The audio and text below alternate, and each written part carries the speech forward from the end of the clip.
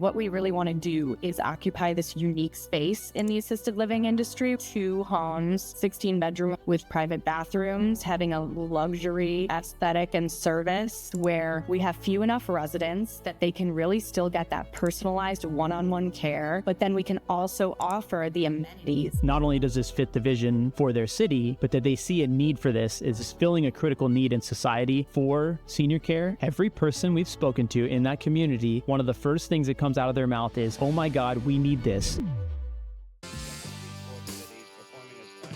Welcome back to the Hybrid Real Estate Professional Podcast. Today, back by popular demand, I'm sitting down with my wife, Andrea, to recap what our progress has been on our memory care mansion residential assisted living project here in Tomball, Texas. So we're going to look backwards at the month of March. We're recording this on April 3rd. And we're going to go over some of the key milestones that we've passed and some of the work that's left to do. From finalizing bank terms to prepping for our first investor conversations, some of the motions we've been going through with the city, we've been accomplishing quite a bit. And it feels like there's still a long way to go, but we want to stop and celebrate some of these milestones and share the journey with you. So welcome back, Andrea. How are you feeling? Good. We've accomplished a lot, so this will be a fun one, I hope. Awesome. And one thing I realized is that the last time we sat down to record, we hadn't formally rolled out the name of our business. So why don't we start there? And why don't you tell us what's the name of our project and our business and how did we come up with it? Yes. So we have landed on Everwood Reserve as the name of our community. And there's a couple meanings to it. It's a family name for us. So Aaron's mom's maiden name is Ever, and his stepdad's last name is Woods. And their property management company is Everwood Property Management, I think. But it's like a legacy name that they've been using, and we thought that it would be for our community as well. And it also brings in that symbolism, Everwood, and the symbolism of that fossilized wood that remains is another symbol for the community to use. Yeah, and I think one of the themes that's going to be prevalent throughout this entire project is paying homage to various parts of our family. So we're honoring those 2 branches of the family in the name. And then we're going to share a little bit later some of the ways that we're honoring other parts of our family, including Andrea's, including our Amin family, and some of what we're trying to do and how we want to tie this to our bigger vision for the impact that we want to have in the world. Everwood Reserve, we're excited. We're going to start building out some of the branding assets. So we've got a website design going on. We've already started to socialize that. That was the name we used to present to the city. And we're starting to put the word out. Beyond the name, so let's start peeling back some of the layers. So there's a few different work streams that are all going on at the exact same time. We have construction, and there's a ton of stuff that falls under construction. There's running through all the applications and the regulatory process with the city. There is the financing component, which consists of the bank financing is a huge piece of this project, and then raising capital from investors. So we're going to be opening up this opportunity to outside investors. And I'll dig in a little bit into the mechanism that we're going to use for that and how people can find out more if they're interested. But let's start with construction, since Andrea, that is the realm that you have been taking charge on. There's so much stuff going on behind the scene. So let's start with the actual construction itself, and then we can move towards the city planning start. So how's all the construction going? Where are we at right now? And what lies ahead? Are in our design phase. So we've had tests done on the soil and a topographical survey done, a tree study in case we have any trees on the property. All of those tests help the civil engineers and the designers figure out what the site work will need. So that's one of the first steps. So they're doing that in design on Friday. So that's really exciting. Yeah, that's pretty much where we're at right now. Yeah, so to just paint a picture, right? For a lot of people listening to this, you might have done single family homes or maybe a flip or a renovation at your own home. Those are already pretty complex, and you have to learn a lot about how to interpret different material types and understand how to work with contractors, et cetera. This is like that on steroids, right? The commercial building and, like she said, site work, which is basically infrastructure. So we're taking a piece of raw land that currently has a bunch of trees on it and is completely undeveloped, and we're having to run city utilities into the land. We're having to create a site map of where we're going to put our 2 homes. We're going to have to navigate around a few other kind of natural barriers, like she said, topographical study, making sure, that we're not building in an area that cannot be developed. So there's a lot of moving pieces and variables, and it does require a very specific type of expertise. So we actually are working with, we have several people in our corner, right? If what I just said sounds complicated, that's because it is. And it is largely, we're learning a ton, but this is beyond the scope of our expertise. So in our corner, we have a construction consultant through the mentorship program that we're working with. We brought on a third-party construction management company that's helping us with the day-to-day project management. And then we are working with a primary GC who is the one who's actually creating the bids and scoping out all the project, hiring all the subcontractors. And so there's a lot of people at the table, but that's by design. Ultimately, we're still making all the decisions. We're driving the vision of the project, but we're relying on the expertise of people who have the experience in this realm to help us actually execute. So it's been a really fun thing. And that's Andrea's work stream. I've been a part of some of the meetings, but she's the one that's actually been out and shaking hands and walking the land and just getting that perspective on how we bring this thing to life, which kind of leads to the next topic, which is the city, which I think is in March in particular, that was a big part of your focus, the rezoning application and the process of presenting that to the city. And then I think working just through some other kind of discovery around the permitting process and all that. So can you peel back? And I want to celebrate the progress that you made with the city. So how did that all go down in March? We had to apply for the rezoning at the end of January, and then the city looks at that application, preliminarily approves growing. And so the city has already put together this comprehensive plan of like where they want to go, where they want different things in this to make sure that it remains residential areas, industrial areas, commercial areas. They have that awesome medical district. One of the ways that we honed in on this to begin with was that we knew that the way that we wanted to use the land aligned with the cities. So this land is agriculture or was agriculture.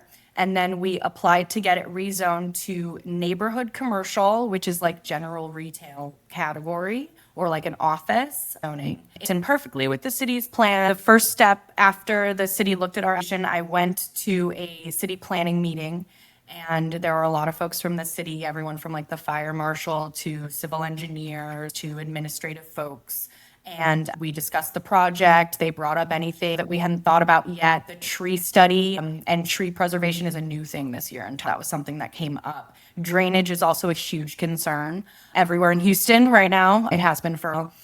And so those are the kind of things that they talk about of making sure that there's infrastructure for drainage. And yeah, just making sure that development plan is something that the city wants.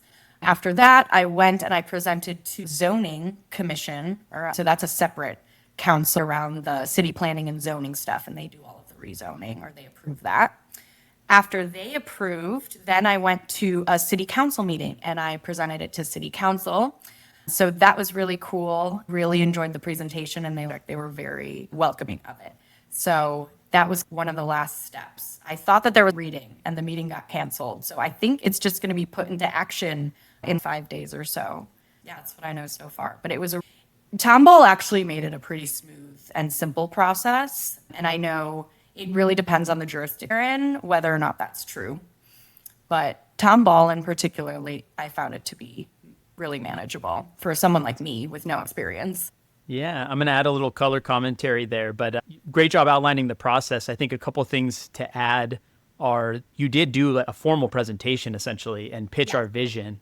I'm sure it took a lot of courage, especially coming in as a newer operator and trying to say, hey, we have this very big vision and it's going to take a lot to get it done. But here you're basically trying to sell them on the idea that not only will our vision for our personal business play out the way we plan, but also it will fit into Tomball's vision as a city. And there was actually someone who was under contract for this land a couple of years ago, had the same idea. They were going to rezone it from agriculture into this commercial zoning, and they got denied.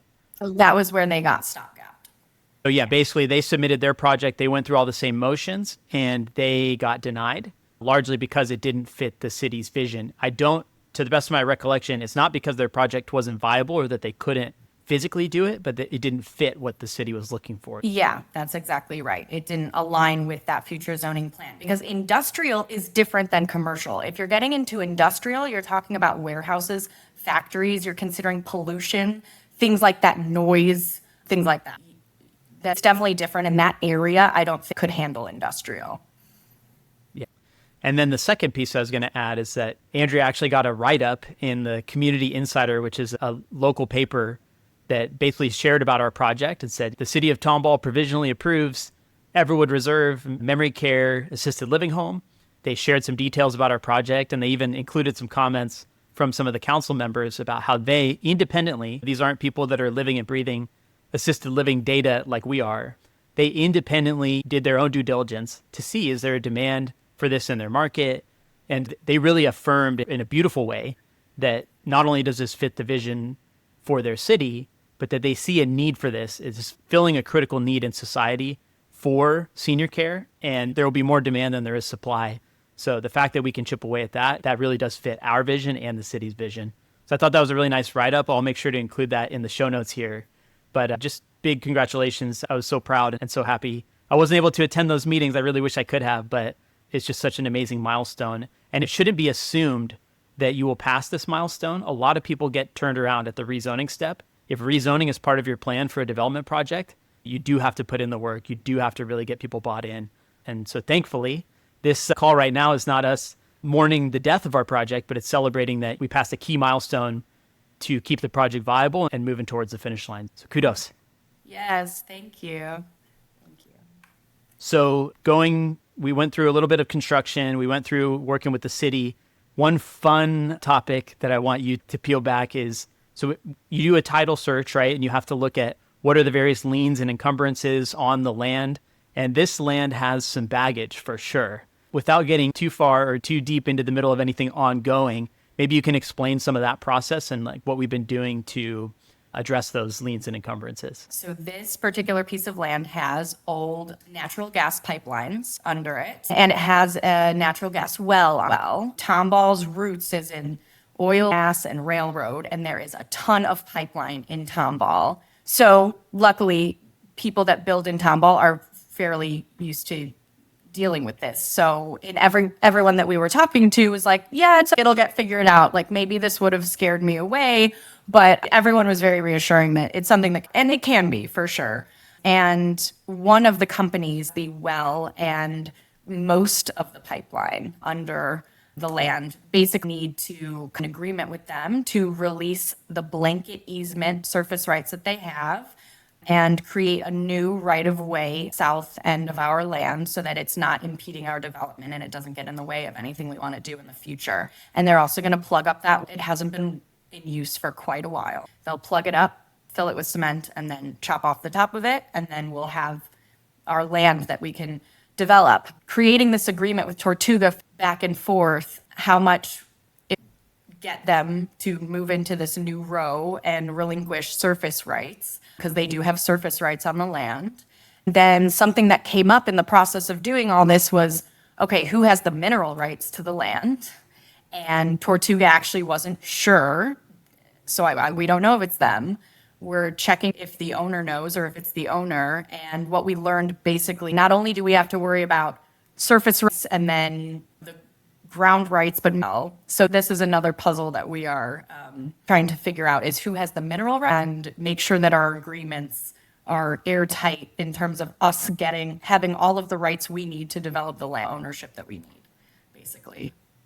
Yeah, there's multiple dimensions to ownership. And I think what we didn't know heading into this was that the rights that are beneath the surface are actually very important in determining what you can actually do with the land. So in theory, if somebody held the mineral rights to the land and we were to try and develop on top of it and that person had a problem with it, it could become an issue for us.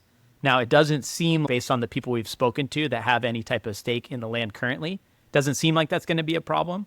But we didn't even know necessarily to look for it until we started digging deeper. So that's where doing that title search and figuring out who has liens and encumbrances on it. I think we did talk about it last time, but basically there's stuff, almost think of it as like plaque on your teeth, right? There's stuff there from 100 years ago, companies that don't even exist anymore, that at one point had an encumbrance on the land. And so we're just trying to go through and make sure that the title is as clean as possible and that anybody who could potentially cause a problem for us is either has acknowledged legally that they won't or that they release their rights. So in this case, there's a single company that we've had to negotiate with where they're going to physically address the items and get their get their capped and relocate their pipeline, but also more importantly, they're going to release their rights. And that's what's going to ensure that 5, 10, 15 years from now, this doesn't come back around to bite us. Did I describe that accurately? This is something that's unique to Texas. I don't know if other states as well, but like oil and gas areas, right? That mineral rights don't come along with that land purchase. So that's just a note. There's your nugget for the day on mineral rights. Take that one to the bank. And speaking of the bank, yeah, so those are the physical things we've been working on as far as the actual construction, design, dealing with the city, and all the kind of regulatory side of the house. Now, of course, none of this will matter if we cannot finance and fund the project. So the other big domain, and this is largely what I've been focused on, is securing a loan or loans from the bank and then preparing to raise capital to meet the down payment requirements for the loan. So this, I'm not going to go into exact numbers, but this is a several millions of dollars project, total project cost. And typically the types of loans we're looking at, which are SBA loans, will require up to a 20% down payment. So this isn't something that we can just sell a few stocks from our brokerage accounts and maybe sell one rental and fund. Like, we will need outside capital for this project, which is totally expected for a project of this size and magnitude. And we're actually really excited about that, because what that means is that we can open up this opportunity to other people. And one thing we've been really grateful for is, in addition to all these positive signals we're getting from the city and basically everyone we tell about this project, it's elicited some type of positive reaction. They either resonate with the vision, or maybe they had a family member that had a subpar experience in a senior care facility before and they love the idea behind it. And so we're getting all these positive reaffirming signals from just having discussions, but we're also getting a lot of people, even without actively asking for it, we've had people approach us about being interested in investing. So we built a bit of a list of people that we were going to circle back around to once we have our kind of offering package. But just to explain some of the mechanics behind the capital raising, we are going to do what is called a 506B offering. This is highly regulated by the SEC. We will do a syndication, which means we're going to create an entity that follows the governing practices and the law regulated by the SEC that allows us to issue a security. So basically, in exchange for an investor's money, we issue them a secured interest in this project. And what that means is that, similar to if you were to go to buy a stock or a bond, that's a financial instrument that promises a return, essentially, in exchange for your money. And so what we're doing is we're scoping out this project. We're working with the SEC attorney, and we're taking all of our financial projections, and we're creating a model that will allow us to issue that security. So where we're at in the process right now, Andrea is still working through all the final construction numbers, but we have our business model. We have our business plan. We have our overview. So I'm working with the attorney to prepare the necessary documents so that we can start having formal conversations and collect investor capital. So what it means right now, where we are in the process, all those people that I mentioned that had expressed interest, I'm starting to have individual conversations with them to learn more about their goals, to educate them more on the vision behind Everwood Reserve. What is it that we're doing? Approximately how long of a project is this? What are the various stages of the project that it's going to have to progress through? So more of a high-level education and getting to know people. And then when we have that formal, blessed by the SEC attorney offering memorandum, we'll be able to circle back with all those individuals and actually make them an offer and say, in exchange for this amount of money, here's the percentage ownership of this project that we can offer you, and here are our projected returns. And I'm trying to be very careful with my language here, because one of the things that I've been told by many different people I've talked to, including this attorney, is that you have to be really careful when you're making what they consider to be an offer, because essentially what secures it is the idea that you're actually presenting numbers. You're putting numbers in front of people. And by doing so, you're setting their expectation, right?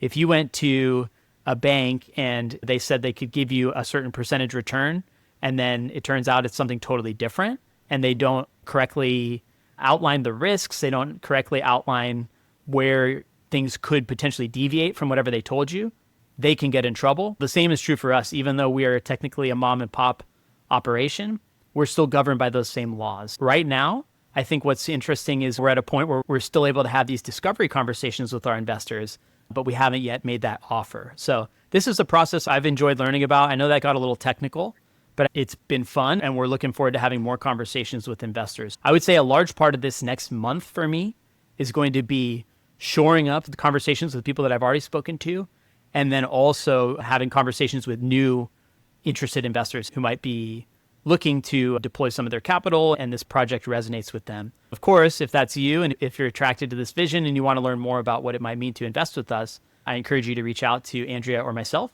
and we'd love to have a call with you and get to know you. But then that's the investor capital portion. So that's going to be about 20% of the project that we're going to have to come up with. We will be making financial contributions ourselves, but the remainder will come through that syndicated model. And then there's the actual bank itself. So we're going to use an SBA loan. There's 2 different loan products we're looking at. I won't go too deep into them, but essentially the reason we're using SBA is because you can finance the actual startup costs, right? We're starting a small business essentially on top of real estate. And so you're able to wrap all these costs into a single loan. And that is a very cumbersome, long application process. It's very different than applying for a standard residential mortgage. They're going to look at you as individuals inside and out, you being Andrea and I. And they're also going to look at the project and all your projections and your assumptions. And they're going to pour through line by line every single line item on your personal projections, pro forma, and then also the GC. So they need to vet the construction companies and make sure that they're reputable and that they can deliver on their promises. And we're talking to 7 different lenders right now. And that is a lot of paperwork, if you can imagine. So I would say the majority of my time has been spent on the 2 things I just retraced, which is setting up the infrastructure for raising capital and starting to talk to investors, and then managing all these different conversations with the lenders and then all the fun paperwork that goes along with that. So hopefully you didn't fall asleep while I was explaining that. I see Andrea still awake, barely, but do you have anything to add to that? That's your wheelhouse for sure. Only partially sleeping. But now that we got the number part out of the way, I find that stuff fascinating. It's just a little more in my wheelhouse of some of the stuff I've studied and how I think about business in general. And ultimately, that will be my role in this business, will basically effectively function as the CFO and the business manager. Obviously important that I have a good handle on the numbers. Today's episode is brought to you by the Remote Real Estate Academy, the community I launched last year where I personally coach investors and empower them to buy rental properties anywhere in the United States. My business partner Nathan and I have a collective 15 years experience with over 20 cash flowing out-of-state rental properties. We provide a step-by-step playbook on how you can build your own portfolio and start accessing the life-changing benefits of real estate investing starting today. Go to remoterealestateacademy.com for more info, or better yet, shoot me an email at aaron@aaronamin.com with subject line RREA, and I'll throw in a special bonus for podcast listeners who join the Academy. Now let's get to the show. Now I want to just round out into some more fun stuff about the broader vision. So we actually did complete our business plan, the one that we're starting to socialize. And this one, what it doesn't include is, like I mentioned, those SEC regulated projections and investor returns. But what it does include is just a project overview. And so this is everything from the basic concept behind residential assisted living mansion. Who are the team members? So Andrea, myself, our mentors, Brett and Laura, and then other people that are in our corner throughout this project. Some of the basis for which we chose Tomball, a lot of the ways that we plan to market and build relationships in the community. So that's been really fun. We just finished that about 3 weeks ago because that was one of the big deliverables to share with the banks. But Andrea, maybe you can talk about that. I know you had a huge hand in putting that together. What did it feel like to put it together, and how good does it feel to actually have that in hand now? Done. I didn't really know what even to include. It was, okay, I'm going to tackle a new thing. I'm going to learn this and what to do. Our mentors, Brett and Laura, provide a template. It was fun because we're so passionate about this. I love this project. So it was fun for me to be able to lay it all out, each of the pieces. It overviews ourselves, who we are, what our company is, some of our values, the whole idea of unity aspect of the project, building 2 homes, 16-bedroom homes with private bathrooms, having a luxury aesthetic and service with private chef, all of the things that we're going to offer, all of the services that we're going to offer, the market, the business, all of our market research and data that helped lead us to our location and that exact property, building the case for why this is going to be successful, right? In the pricing too, I want to also give a nod, right? So Andrea spent months quite literally, doing secret shopping. So phone calls, driving around, going to different facilities, both large and small, and trying to understand what their pricing structure was, trying to gauge what's the quality of service, what's the quality of care, how are these buildings, how well are they kept, right? Where might we have a competitive edge? Who might be our main competitors? And really trying to understand what, if anything, is a comparable product to what we're putting out there, and then what are those prices. So that arguably the biggest number in this entire business plan is the price per month per resident that we can charge. The revenue is going to drive what's possible and what's not, especially on a several millions of dollars project. So there's a lot of information in there about the validation of our pricing structure and what we're projecting. And then, like you said, just the overall market. So Tomball was not the only place we were looking. You were driving all over Northwest Houston and even North Houston. And we had a few different areas we were picking between. But ultimately, like I said, a lot of the signals have been very positive that we found the right location. And so just built the case and shored up, like, here's all the information demographically and otherwise that supports our choice in this location, and then the price that we are planning to charge for the beds. Another big deliverable that you did a great job on, and it's something that I think we're both really proud of. So in terms of for those who are interested in this and might be located in and around Houston, the way that I broke out the market competitive analysis was, we're finally want to do is occupy this unique space in the assisted living industry. We're not going to be an 8-bed, super small, and we're not going to be a larger facility, 50 plus beds, middle, where we can occupy, where we have few enough residents that they can really still get that personalized one-on-one care from an awesome caregiving staff. But then we can also offer the amenities of a larger facility. And so the way that I wanted to position us in the business plan was dividing up the industry and local competitors into small and large, because there really isn't much the size category that we want to be. Sure, there's 16-bed homes actually in Tomball, but they're actually connected usually to a larger facility. Like, that'll be their memory care unit is 16 beds, but they have 70 other rooms and residents. So it's pretty unique what we want to do. I think there's one other 16-bed in the Tomball area, but that's it. And it's a really awesome model because of what I said, that you can have that personalized, like, homey approach, but also have the luxury amenities and the vibrant social community.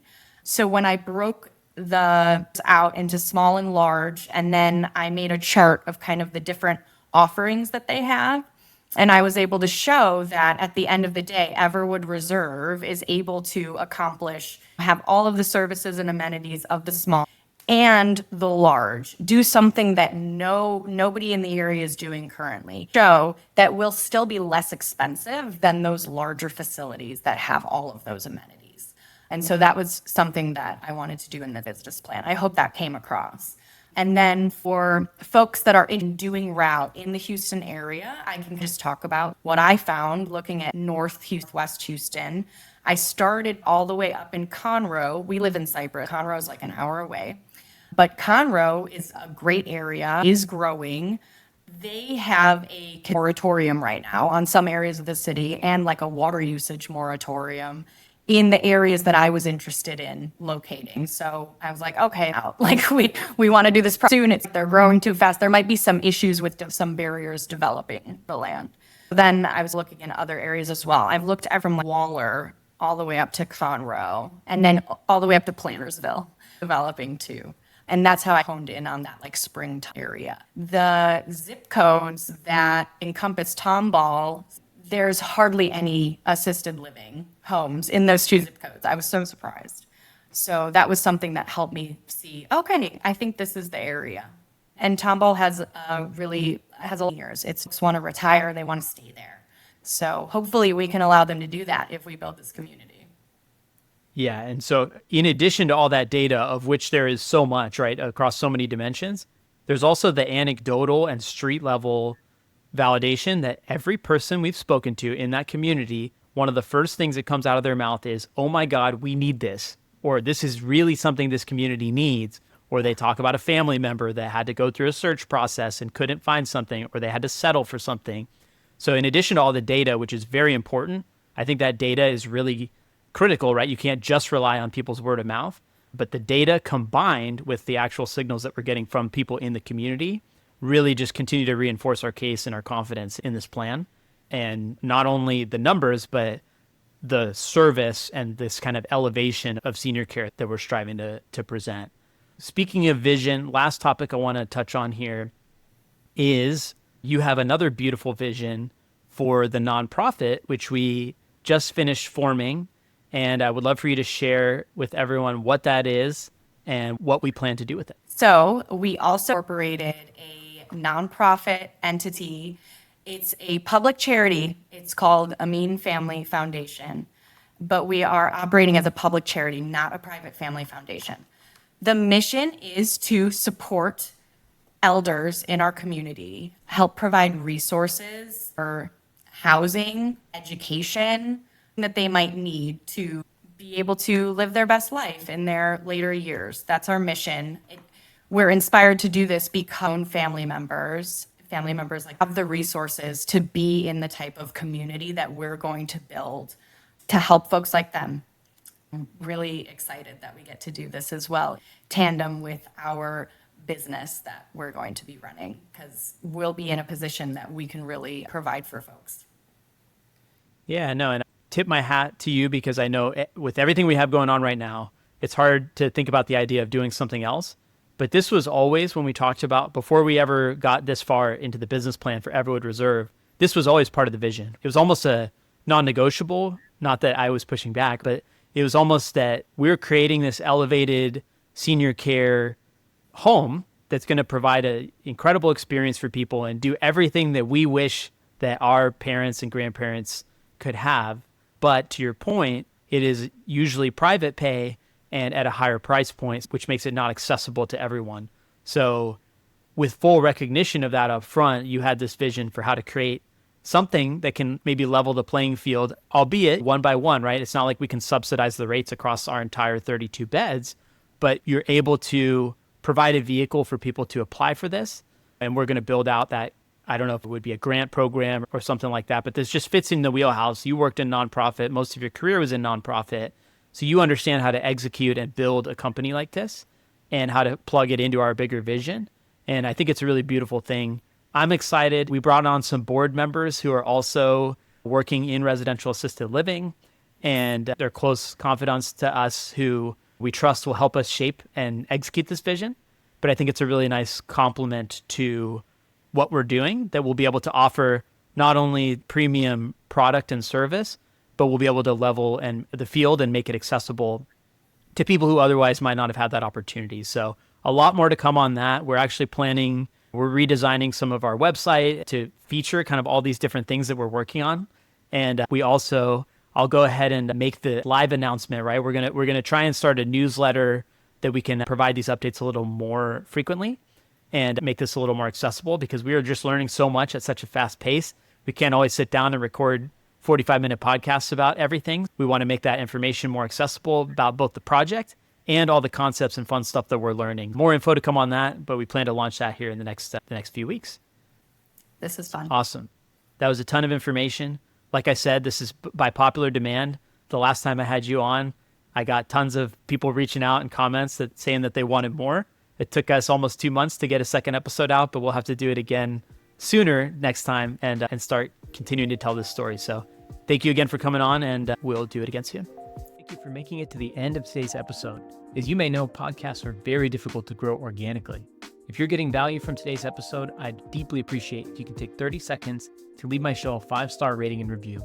This will go a long way to helping me reach more listeners just like you. Thank you so much in advance.